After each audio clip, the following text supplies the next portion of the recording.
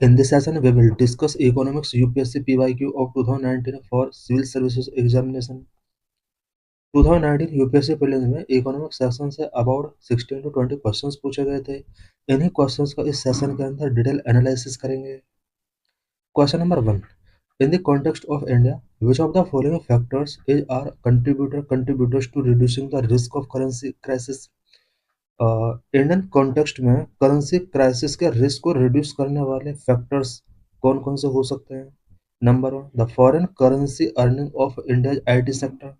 This is right because Indian IT sector जितना ज़्यादा foreign currency earning करेगा उससे इंडिया में करेंसी क्राइसिस का रिस्क रिड्यूस होगा। This is right. Second, increasing the government expenditure. This is wrong because government का expenditure अगर increase होगा इससे इन्फ्लेशन प्रॉब्लम हो सकती है। So this is wrong. Number 3, remittances from Indian abroad. Indian abroad से जितना भी रेमिटेंसेस इंडिया में आएंगे इससे भी करेंसी क्राइसिस का रिस्क रिड्यूस होने के चांस है। So correct answer is B, 1 and 3 factors correct हैं। So let's discuss the detail of this question. Why statement 1 and 3 are correct? A currency crisis like a sudden rupee devaluation is usually caused by lack of foreign exchange reserve. Currency crisis जो होता है usually वो foreign exchange reserve के lack की वजह से होता है। Currency crisis means sudden rupee devolution. जब भी सडनली रुपी का डेवोल्यूशन होता है then it is known as currency crisis. और ये तब सबसे ज़्यादा होता है क्राइसिस जब फॉरेन एक्सचेंज रिजर्व का इंडिया में लैक होता है। IT sector earning and remittances bring hard currency such as US dollar into India, strengthening the balance of payment and stabilizing the rupee. IT sector का जो earning होता है and remittances जो India में आ रहे हैं अब्रोड से, स्पेशली ये यूएसडी डॉलर के फॉर्म में आते हैं, इससे इंडिया में बैलेंस ऑफ पेमेंट स्ट्रेंथन होता है एंड रुपी स्टेबलाइज होता है। वह statement two is incorrect. Encouraging government expenditure often lead to higher inflation and a larger fiscal deficit. Government expenditure अगर इंक्रीज किया जाता है तो इससे इन्फ्लेशन हाई होता है एंड फिस्कल डेफिसिट इसकी वजह से लार्ज होता है। This can actually weaken the currency and increase the risk of a crisis rather than reducing it. Government expenditure rise होने की वजह से करेंसी वीक हो सकती है एंड करेंसी अगर वीक होगी देन करेंसी क्राइसिस रिस्क इससे बढ़ सकते हैं। Question number 2, which of the following is are included in the capital budget of government of India? Government of India के कैपिटल बजट में क्या क्या इंक्लूड होता है? Number 1, expenditure on acquisition of assets like road, building, machinery etcetera. This is right because ये assets यहाँ पर generate की जा रही हैं और assets like road, building and machinery ये लॉन्ग टर्म एसेट्स हैं और इन पर एक्सपेंडिचर किया जा रहा है। देन ये कैपिटल एक्सपेंडिचर के अंदर कैपिटल बजट में मेंशन किया जाता है। This is right. Second, loans received from foreign government. Foreign government से अगर लोन रिसीव होते हैं देन ये भी कैपिटल बजट के अंदर ही इंक्लूड किए जाते हैं। Third, loans and advances granted to states and union territories. States and UTs के लिए जो भी loans and advances government of India grant करती है देन ये भी एक एसेट्स का क्रिएशन है एंड ये भी कैपिटल बजट के अंदर मेंशन किए जाते हैं। So correct answer is D, 1, 2 and 3 इसके करेक्ट है। So let's discuss the detail of this question. Capital budget consist of capital receipt and capital expenditure. जब भी हम कैपिटल बजट की बात करते हैं तो इसमें mainly capital receipt and capital expenditure दोनों को इंक्लूड किया जाता है। Statement 1, expenditure on acquisition of assets like road, building, machinery etcetera is capital expenditure because it creates physical assets. Assets like road, building and machinery पर जो भी expenditure government of India के द्वारा किए जाते हैं देन इससे फिजिकल एसेट्स क्रिएट होती हैं और that is why it is included in capital budget. Statement 2, loans received from foreign government is a capital received because it creates a liability for the government. Foreign government से अगर Indian government loan taking करती है then ये capital receipt के under mention किया जाता है, because ये गवर्नमेंट के ऊपर एक लाइबिलिटी क्रिएट करता है। स्टेटमेंट 3, और गवर्नमेंट के ऊपर अगर लाइबिलिटी क्रिएट करता है कोई मनी, देन ये कैपिटल बजट के अंदर ही मेंशन किया जाता है और कैपिटल रिसिप्ट है। Statement 3, loans and advances granted to states and UTs is capital expenditure because it reduce liabilities or create financial assets। Government of India के द्वारा अगर किसी स्टेट या यूटी को लोन्स और एडवांसेस ग्रांट किए गए हैं, देन इससे कैपिटल ये कैपिटल एक्सपेंडिचर हैं, बिकॉज ये गवर्नमेंट के लाइबिलिटीज को रिड्यूस करते हैं एंड फाइनेंशियल एसेट्स इसके थ्रू क्रिएट होते हैं। More about capital budget, now we will discuss about capital budget and revenue budget in detail। About capital budget, the capital budget consists of transactions that affect the assets and liabilities of government। Capital budget के अंदर वो transactions include किए जाते हैं जो government की assets and liabilities को affect करते हैं। These are generally one time और long term in nature. Capital budget के अंदर जो एसेट्स एंड लाइबिलिटीज होती है वो वन टाइम और लॉन्ग टर्म के लिए होती हैं। कैपिटल रिसिप्ट, कैपिटल बजट के अंदर capital receipt and capital expenditure इसको टू पार्ट में डिवाइड किया जाता है, बिकॉज कोई भी बजट जो होता है उसमें रिसिप्ट एंड एक्सपेंडिचर दोनों मेंशन होते हैं। Capital receipt, inflow that either create a liability और reduce an assets. Capital receipt government of India के वो इनफ्लो हैं जो कि गवर्नमेंट ऑफ इंडिया की लाइबिलिटी को या तो क्रिएट करते हैं या एसेट्स को रिड्यूस करते हैं। बिकॉज गवर्नमेंट के पास मनी कैसे आएगा, या तो वो लाइबिलिटी क्रिएट कर रहा है अपने ऊपर, या फिर कोई एसेट्स रिड्यूस की जा रही है, एसेट्स को बेचा जा रहा है, या एसेट्स क्रिएट की जा रही है, तभी तो गवर्नमेंट को रिसिप्ट होगा। For example borrowings, disinvestment, recovery of loan. Number one, borrowing, loan from the public, RBI और foreign bodies. Government of India अगर आरबीआई से, पब्लिक से, फॉरेन बॉडी से लोन टेकिंग करती है, देन गवर्नमेंट को इससे एक इनकम हो रही है, एक रिसिप्ट हो रहा है, और इससे गवर्नमेंट की लाइबिलिटी यहाँ पर क्रिएट हो रही है। Next, disinvestment, selling shares in public sector undertakings. Government of India अगर पब्लिक सेक्टर अंडरटेकिंग्स का शेयर सेलिंग करती है, इससे गवर्नमेंट के एसेट्स रिड्यूस होते हैं, because ownership public sector undertakings का यहाँ पर रिड्यूस होता है और एसेट्स यहाँ पर रिड्यूस होता है। नेक्स्ट है recovery of loan, money coming back from loans previously granted to others. Government of India ने प्रीवियसली अगर लोन गिवन किए थे जिससे कि लाइबिलिटी रिड्यूस होता है, एसेट्स इसके रिड्यूस होते हैं, लाइबिलिटी रिड्यूस होता है, इनका अगर रिकवरी किया जाता है, इट मीन्स अगर स्टेट गवर्नमेंट या यूटीज गवर्नमेंट को लोन्स पे बैक करते हैं, देन ये भी कैपिटल रिसिप्ट के अंदर आता है और इससे गवर्नमेंट के एसेट्स कम होते हैं। Next, capital expenditure. अभी हमने कैपिटल रिसिप्ट के बारे में पढ़ा, now we will discuss about capital expenditure. Outlay that result in creation of physical और फाइनेंशियल एसेट्स और reduction of recurring liabilities.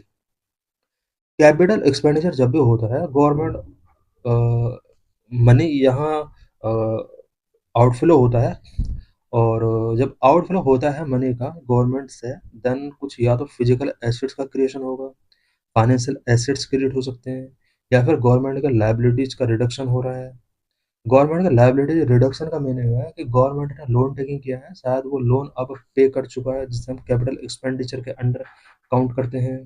For example, construction of road, hospitals and railway, purchase of machinery and the repayment of loan, ये सभी capital expenditure के अंदर count किए जाएंगे। Next, we will discuss about revenue budget. The revenue budget deal with the government's day to day functional requirement and recurring income. Day to day government का जो भी requirement होते हैं एंड रिकरिंग इनकम जो होती है, ये सब रेवेन्यू बजट के अंदर इंक्लूड किए जाते हैं। It does not result in creation of assets और द रिडक्शन ऑफ लाइबिलिटीज। इससे गवर्नमेंट की एसेट्स का क्रिएशन नहीं होता है, लाइबिलिटीज का रिडक्शन नहीं होता है। रेवेन्यू बजट के अंदर revenue receipt and revenue expenditure के बारे में पढ़ेंगे। Number one, revenue receipt, money earn by government that is non redeemable, it does not have to be paid back. ये वो मनी होती है जो नॉन रिडीमेबल है, गवर्नमेंट को गवर्नमेंट के द्वारा ये एक ऐसी अर्निंग होती है जिसको पेड बैक नहीं किया जाना है। For example, tax revenue, direct tax such as income tax, corporate tax and indirect tax, GST, custom, जितने भी ये टैक्स हैं ये सब रेवेन्यू बजट के अंदर मेंशन किए जाते हैं। टैक्स के अंदर इसमें डायरेक्ट एंड इनडायरेक्ट टैक्स दोनों टाइप के टैक्स इंक्लूड है। तो ये सब रेवेन्यू बजट के रेवेन्यू रिसिप्ट सेक्शन में मेंशन किए जाते हैं। Next, non tax revenue, interest on loan given to states, dividends from public sector enterprises and fee and fines. Next, revenue expenditure, spending on the operational running of government department and various services. Various government department को running करने के लिए जो भी spendings किए जाते हैं and various services में जो भी एक्सपेंडिचर किए जाते हैं, these are known as revenue expenditure. For example, salary, pension, subsidies and interest payment और पास्ट डेब्ट, ये सभी रेवेन्यू एक्सपेंडिचर के अंदर काउंट किए जाते हैं। Technical note in a deficit. When revenue expenditure exceed revenue receipt, it results in a revenue deficit, indicating that government is living beyond its means for daily operations. Revenue expenditure अगर revenue receipt के compare में exceed होता है, then this is result in a revenue deficit. Fiscal deficit, however, look at the total gap between all expenditure and all non-debt receipt. Physical deficit, अभी हमने revenue deficit के बारे में पढ़ा, बट फिजिकल डेफिसिट जो होता है all expenditure and all non डेब्ट रिसिप्ट के बिटवीन जो टोटल गैप होता है, this is known as a physical deficit. In the context of government fiscal accounting, the budget is divided into two main components, revenue budget and capital budget. Government का जो physical accounting होता है, इस accounting में budget को to component में divide किया जाता है, revenue budget and capital budget, जैसा कि अभी हमने डिस्कस किए। This distinguish between short term operational expenses and long term investment. की डिफरेंस एट अ ग्लांस, दोनों के बिटवीन क्या डिफरेंस होता है, एक टेबल गिवन है। Question number 3, the service area approach was implemented under the purview of, correct answer is lead bank scheme। Service area approach जो implement किया गया इंडिया में, वो लीड बैंक स्कीम के अंडर किया गया। सो let's discuss the detail. Service area approach, what is service area approach? Introduced in 1989, it was a strategy to improve the quality of planned rural credit। 1989 में service area approach introduce किया गया था rural credit की quality को improve करने के लिए। ये एक स्ट्रेटेजी थी, mechanism. Under service area approach, each semi-urban and rural bank branch was assigned a specific service area of about 50 to 25 villages। Service area approach के under each semi urban and urban bank branch को specific service area of about 15 to 20 villages यहाँ पर assigned किया गया। It means इन्हें 15 टू 25 विलेजेज की रिस्पॉन्सिबिलिटी गिवन की गई, सो दैट ये इन विलेज के पीपल को क्रेडिट प्रोवाइड कर सकें। The branch was responsible for meeting the credit needs of it assigned area. जो भी इन्हें एरिया गिवन किया गया, उस एरिया में पीपल के जितने भी क्रेडिट नीड्स होंगे, उन सभी नीड्स को मीटिंग करने के लिए इन्हें रिस्पॉन्सिबिलिटी गिवन की गई। It is an extension of the lead bank scheme. Lead bank scheme का ये एक्सटेंशन था। लीड बैंक स्कीम जो था ये 1989 में लॉन्च किया गया था, उसी का ये पार्ट था। Question number 4, with reference to the management of minor minerals in India consider the following statement. Minor minerals in India के मैनेजमेंट से रिलेटेड ये क्वेश्चन है। कौन सा स्टेटमेंट करेक्ट है, फाइंड करना है। Statement 1, sand is a minor mineral according to the prevailing law in the country. Country में प्रिवेलिंग लॉ के अकॉर्डिंग सैंड माइनर मिनरल है, this is right. Statement 2, state government have the power to grant mining lease of minor minerals, but the power regarding the formulation of rules related to the grant of minor minerals lie with the central government। This statement is wrong because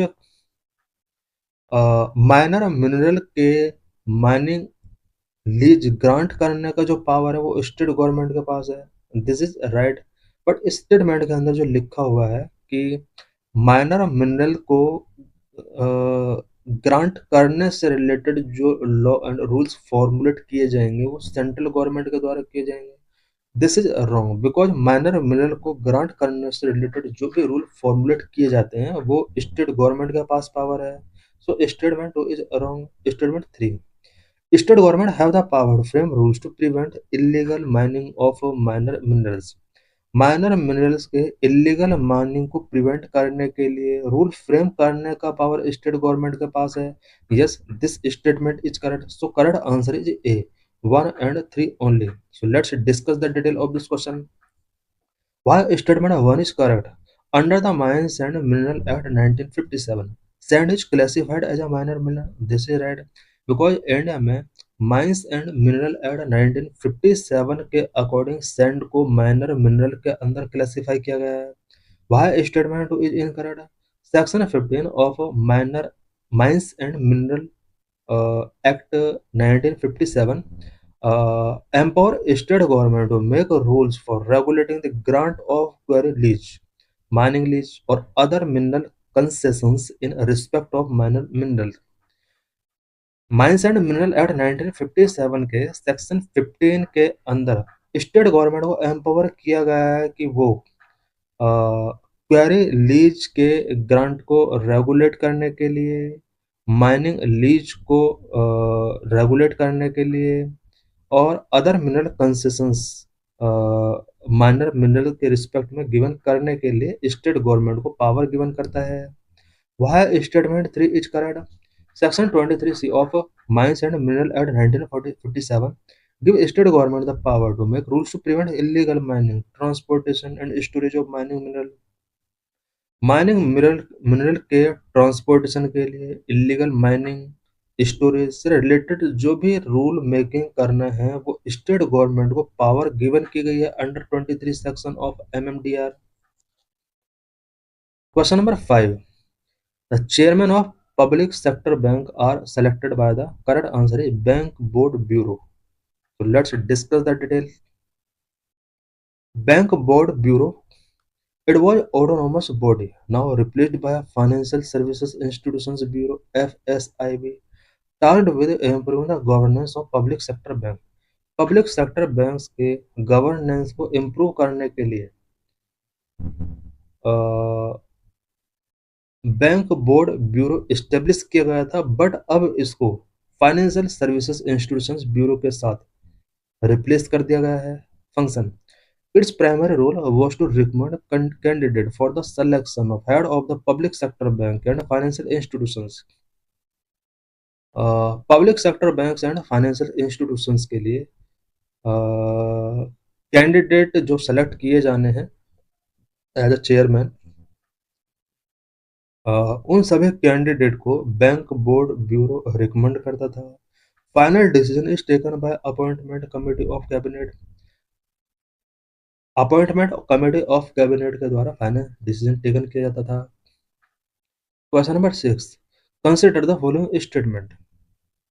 statement 1, the reserve bank of India manage and services government of India securities but not any state government securities. This statement is wrong. Statement 2, treasury bills or T-bills are issued by government of India and there are no treasury bills issued by state government। This statement is correct because treasury bill और T bills जितने भी होते हैं ये government of India he issue कर सकती है, state government को ये राइट नहीं है। Statement 2 is correct. Statement 3, treasury bills offer are issued at a discount from the par value. This statement is also correct because treasury bills जो होते हैं इसमें पार वैल्यू पर डिस्काउंट पर ये इशू किए जाते हैं। So correct answer is C, 2 and 3 statement correct है। So let's discuss the detail of this question. Why statement 1 is incorrect? RBI manage the public debt of both the central government and state government। Central government और state government के जितने भी public डेप्ट होते हैं RBI manage करता है, जबकि statement में लिखा हुआ है reserve bank of India manage and service government of India securities but not any state government security. This is wrong because state government की सिक्योरिटीज को भी मैनेज करता है। Why statement is correct? Treasury bills are short term डेब्ट instrument 91 days, 182 days, and 364 days issued only by the central government. Treasury bills short term डेब्ट instrument होते हैं जो कि 91 डेज, 182 डेज एंड 364 डेज के लिए हो सकते हैं। सेंट्रल गवर्नमेंट ही इन्हें इशू कर सकती है। State government issue state development loan instead. State government को टी बिल्स इशू करने का राइट नहीं है। Instead state government state development loan issue कर सकती है। Statement 3 correct. T bills are zero coupon securities. T bills zero coupon securities होते हैं because they do not pay interest, instead they are issued at discount and redeemed at face value. इस पर कोई भी interest पे नहीं करना होता है। इंस्टेड ये डिस्काउंट पर इशू किए जाते हैं एंड फेस वैल्यू पर इन्हें रिडीम किया जा सकता है upon maturity. Question number 7. A global competitiveness report is published by the correct answer is World Economic Forum. Because World Economic Forum के द्वारा ही Global Competitiveness Report publish की जाती है। The Global Competitiveness Report is a yearly report published by the World Economic Forum since 1979. Global competitive report एक world economic forum के द्वारा release की जाने वाली रिपोर्ट है जो कि ईयरली पब्लिश की जाती है। 1979 से इसको स्टार्ट किया गया था। It assesses the competitiveness landscape of the economies providing insights into the drivers of the their productivity and prosperity. Question number 8. In India, which of the following review the independent regulators in sectors like uh, telecommunications, insurance, electricity, etc.? Telecommunications, insurance and electricity sector में independent regulation को review कौन करता है? Ad hoc committee setup by parliament. Yes, this is right because parliament के द्वारा setup की गई कुछ एड हॉक कमेटीज हैं जो कि telecommunication, insurance and electricity sector को इंडिपेंडेंटली रेगुलेट कर रिव्यू करती हैं। Second, parliamentary department related standing committee. Parliamentary department related standing committee भी टेलीकम्युनिकेशन, इंश्योरेंस, इलेक्ट्रिसिटी को रिव्यू करती हैं। So correct answer is a 1 and 2। Third 3, 4, 5 options इसके गलत हैं बिकॉज फाइनेंस कमीशन का ये वर्क नहीं होता है, फाइनेंशियल सेक्टर रिफॉर्म्स कमीशन का वर्क नहीं होता है, नीति आयोग का ये वर्क नहीं होता है। So let's discuss the detail. Committees in the Indian parliamentary system, statutory regulators like TRAI, IRDAI are accountable to the parliament.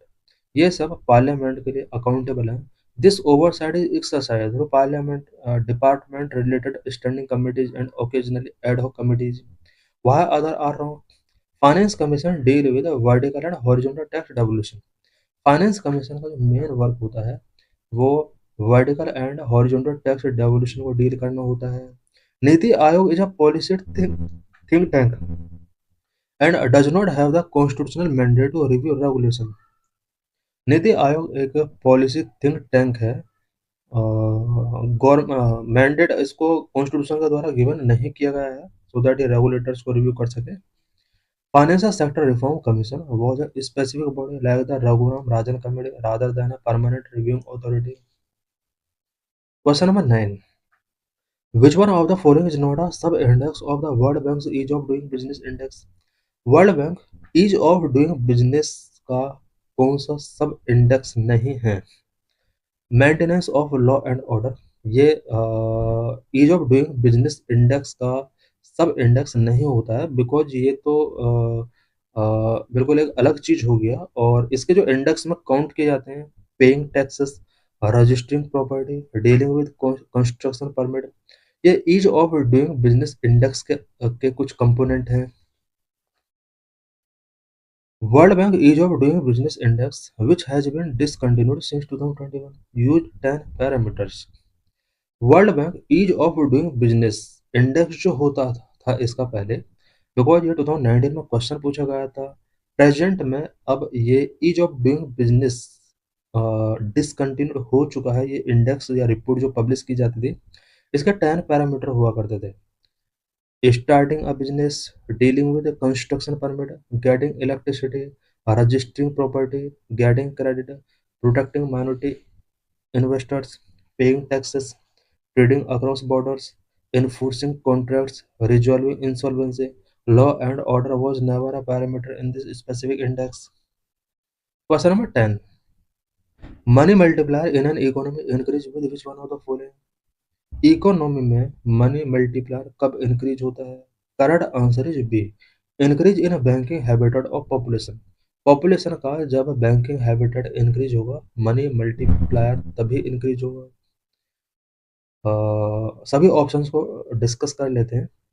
Option A, increase in cash reserve ratio. This is wrong, because cash reserve ratio अगर increase कर दिया जाएगा, इससे money multiply नहीं होगा। C, increase in statutory liquidity ratio. This is also wrong. D, increase in population of the country. Country की population पर इसका कोई इम्पैक्ट नहीं पड़ सकता। So correct answer is B. What is money multiplier? It is the ratio of stock of money to the stock of high powered money. Mathematically, it is roughly 1 by LRR, legal reserve ratio. Banking habitat. When people deposit more money into banks instead of holding cash, banks have more funds to lend out. This process of repeated lending creates more credit money in the system, thereby increasing the money multiplier. Why others are wrong? Other जो options given है वो सब wrong क्यों है? Encouraging CRR or SLR force bank to keep more money idle with the RBI or in liquid assets, which reduces their lending capacity and decreases the multiplier. An increase in population alone does not affect money supply unless that population engage with the banking system. Question number 11. With reference to the Asian Infrastructure Investment Bank, consider the following statement. Asian Infrastructure Investment Bank से related ये question है. Statement 1. Asian Infrastructure Investment Bank has more than 80 members nation. This is right because present में 2019 में question पूछा गया था, उस time पर 80 प्लस मेंबर थे, बट प्रेजेंट में इसके 111 प्लस मेंबर्स हैं। तो statement 1 is correct. Statement second, it is the largest share holder in AIIB। This is wrong because India इसका लार्जेस्ट शेयर होल्डर नहीं है, China is the largest share holder. So statement 2 is wrong. Statement 3. Asian Infrastructure Investment does not have any member from outside Asia.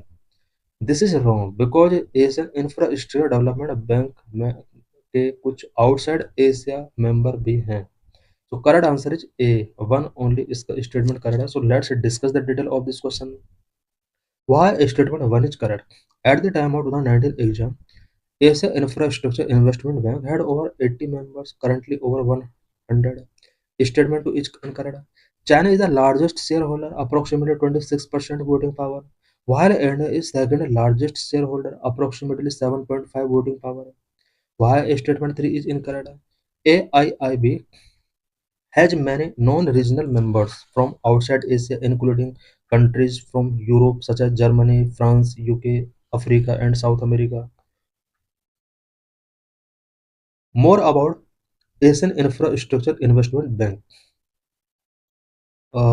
Asia infrastructure investment bank के बारे में कुछ यहाँ पर detail given है कि फैक्ट्स इससे रिलेटेड क्या है। इस्टेब्लिशमेंट इसका 2016 में हुआ, चाइना ने 2013 में इसको प्रपोज किया, हेडक्वार्टर इसका चाइना बीजिंग में है, लीडरशिप 2026 जनवरी में जो GI को गिवन किया गया है, मेंबरशिप प्रेजेंट में 111 मेंबर है, क्रेडिट रेटिंग के बारे में यहाँ पर गिवन है, गवर्नेंस एंड वोटिंग पावर से रिलेटेड पॉइंट्स गिवन किए गए हैं, इंडिया चाइना रसिया का शेयर कितना है, रिलेशनशिप विद इंडिया, इंडिया के साथ इसका क्या रिलेशनशिप है, लार्जेस्ट बोरोवर है ये इंडिया के लिए, Maharashtra climate energy, it means recently जो इंडिया में प्रोजेक्ट्स चल रहे हैं, किन किन प्रोजेक्ट को एशियन इंफ्रास्ट्रक्चर डेवलपमेंट बैंक के द्वारा असिस्टेंस प्रोवाइड कराया गया।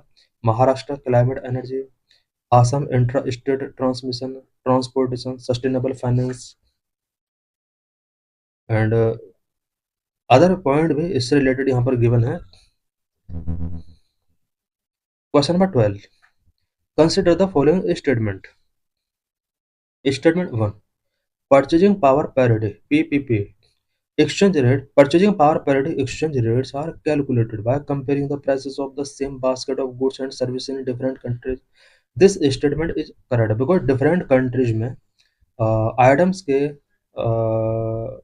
प्राइसेस को कंपेयर करके ये रेट कैलकुलेट किया जाता है। Statement 1 is right. Statement 2, in terms of PPP dollars, India is the sixth largest economy in the world. This is wrong because present में भी PPP डॉलर्स के कंपेयर में इंडिया थर्ड नंबर पर है economy world level पर। So statement 2 is not correct. So let's discuss the detail. Statement 1 is correct. PPP is a theory that measures the relative value of different currencies by comparing the cost of a representative basket of goods in each country. Statement 2 is incorrect. In the terms of nominal GDP, India was the sixth largest at that time. But in terms of PPP dollars, India is the third largest economy in the world, following China and USA. More about purchasing power parity. Purchasing power parity से related यहाँ पर और भी points given हैं। Purchasing power parity is a fundamental economic theory used to compare the relative value of different currencies and the actual buying power of people in different countries. Purchasing power parity different currencies की relative value को compare करता है and different countries में currency की actual buying power क्या है उसको major करता है। Instead of just looking at market exchange rate which can be volatile and influenced by interest rates और speculations, PPP looks at how much of a specific basket of goods the same amount of money can buy in different places. Core concept the law of one price, यहाँ पर ये concept given है। Types of PPP, absolute PPP, relative PPP, यहाँ पर पूरा description given है। Why it matters, GDP comparison, living standard, currency evaluation किस तरह से किया जाता है, पीपीपी के क्या लिमिटेशंस हैं, नॉन ट्रेडेड गुड्स कोई मेजर नहीं कर सकता, trade barriers, quality differences. Question number 13, the economic cost of food grains at the Food Corporation of India is minimum support price and bonus paid to the farmers plus, correct answer is C, procurement incident and distribution cost. FCI के द्वारा जो भी food grain collect किया जाता है उसका जो economic cost होता है वो MSP plus bonus pay to farmers plus procurement incident and distribution cost, ये सब इसके अंदर इंक्लूड किए जाते हैं और इन सब के कॉम्बिनेशन से ही इकोनॉमिक कॉस्ट बनता है फूड ग्रेन्स का। So let's discuss the detail. Economic cost, this is the total cost incurred by the FCI to acquire, store and distribute food grains. Food grains को एक्वायर करने में, store करने में and distribute करने में जितना भी कॉस्ट आता है FCI का, वो फूड ग्रेन्स की टोटल कॉस्ट होती है। It include three main component, MSP plus any incentive bonus, procurement incidents such as cost like labor, gunny bags, mandi charges, and internal transport, distribution cost, cost involved in moving the grains from the procurement center to various stages, godowns for the PDS. Question number 14. Which of the following is not a member of Gulf Cooperation Council? GCC का कौन सा member नहीं है? Correct answer is a, Iran इसका member नहीं है। Saudi Arabia, Oman, Kuwait ये इसके मेंबर कंट्रीज हैं। सबसे पहले हम मैप देख लेते हैं। GCC कंट्रीज जो हैं वो मेनली पर्सन गल्फ के साथ कनेक्टेड हैं, जिसमें Oman, UAE, Saudi Arabia, Kuwait, Bahrain, Qatar, ये सभी कंट्रीज हैं और ये सभी कंट्रीज स्पेशली 6 कंट्रीज के कॉम्बिनेशन से GCC बना है। प्रीलिम्स में इससे रिलेटेड क्वेश्चन पूछा जा सकता है और इस ईयर 99% चांस है कि ये क्वेश्चन यहाँ से इस जोन से UPSC प्रीलिम्स में आ सकता है, बिकॉज स्टेट ऑफ हॉर्मुज से रिलेटेड जो भी इश्यूज रेज हो रहे हैं ये सब पॉसिबिलिटी को इंक्रीज करते हैं कि UPSC प्रीलिम्स में इस बार क्वेश्चन आ सकता है। Gulf Cooperation Council is a political and economic union in Arab state bordering the Persian Gulf, established in 1981. It serves as a platform for regional integration. GCC के बारे में हम कुछ यहाँ पर डिटेल डिस्कशन करते हैं की objectives and significance. GCC was formed यहीं से 1 minute. Gulf Cooperation Council (GCC) is a political and economic union of Arab states bordering the Persian Gulf. GCC एक पॉलिटिकल एंड इकोनॉमिक यूनियन है अरब states का जो Persian gulf के साथ border share करते हैं। Established in 1981, it served as a platform for regional integration. 1981 में GCC को एस्टेब्लिश किया गया था और रीजनल इंटीग्रेशन के लिए ये एक इम्पोर्टेंट प्लेटफॉर्म के तौर पर सर्व करता है, focusing on everything from military coordination to economic unity. Military cooperation से इकोनॉमिक यूनिटी तक एवरीथिंग को कवर करता है। Members Saudi Arabia, Kuwait, UAE, Qatar, Bahrain, Oman. Iran is located across the Persian Gulf but is not an Arab state and is not a member of GCC. Iran Persian gulf के साथ located है but Arab state का member नहीं है। GCC का भी member Iran नहीं है। की ऑब्जेक्टिव्स एंड सिग्निफिकेंस। जीसीसी का क्या ऑब्जेक्टिव्स हैं, क्या क्या सिग्निफिकेंस हैं। GCC was formed primarily to provide the collective security and economic framework during a period of regional instability. Economic integration में इसका इंपॉर्टेंट रोल है। Energy power house, security corporation. Governance structure क्या है इसका, इसके अंडर एक supreme council है, ministerial council है, सेक्रेटरीट काउंसिल है। Global and strategic context. GCC influence extend for beyond the middle east. यहाँ पर आस्पेक्ट एंड उसके इम्पैक्ट गिवन है। रिसेंट ट्रेंड्स क्या है जीसीसी से related. Question number 15। In India, extended producer responsibility was introduced as an important feature in which of the following? India में extended producer responsibility जो introduce किया गया था वो कब इंट्रोड्यूस किया गया था, किसका यह एक इम्पोर्टेंट फीचर था? Correct answer is C. The E waste management and handling rule 2011 के under extended producer responsibility start किया गया था, इंट्रोड्यूस किया गया था। So let's discuss the detail. What is extended producer responsibility? EPR. It is a policy approach under which producers are given significant responsibility, financial and physical, for the treatment or disposal of post-consumer product. Post-consumer product को treat करने के लिए, disposal करने के लिए producers को कुछ significant responsibility related to financial and physical given की गई थी ईपीआर के अंदर। It was first formally introduced in the India under the e-waste rule of 2011. Ensure that manufacturers of electronic items are responsible for collecting and recycling their product at the end of their life cycle. Question number 16. The 5-year plan in India was finally approved by. Correct answer is National Development Council. India में 5-year plan finally जो approve किए गए थे वो NDC national development council के द्वारा approve किए गए थे। सो let's discuss the detail. While the planning commission now NITI Aayog drafted the plan. NITI Aayog और प्लानिंग कमीशन ने इस 5-year प्लान को ड्राफ्ट किया था। National development council was the apex body that gave the final approval to the 5-year plan. National development council apex body थी जिसने 5-year plan को final approval given किया, but drafting जो किया वो प्लानिंग कमीशन के द्वारा किया गया। NDC consisted of prime minister, union cabinet ministers and chief ministers of all states. National development council के अंदर prime minister, union cabinet minister and states के चीफ मिनिस्टर्स इंक्लूड होते हैं। This ensure federal character in the planning process. Planning process में federal character को ensure करता है। About NITI Aayog, NITI Aayog से रिलेटेड यहाँ पर पूरा डिटेल गिवन है। कोर ऑब्जेक्टिव्स एंड फंक्शंस इसके क्या क्या है, ऑर्गेनाइजेशन स्ट्रक्चर क्या है, नीति आयोग वर्सेस प्लानिंग कमीशन दोनों के बीच क्या डिफरेंस है,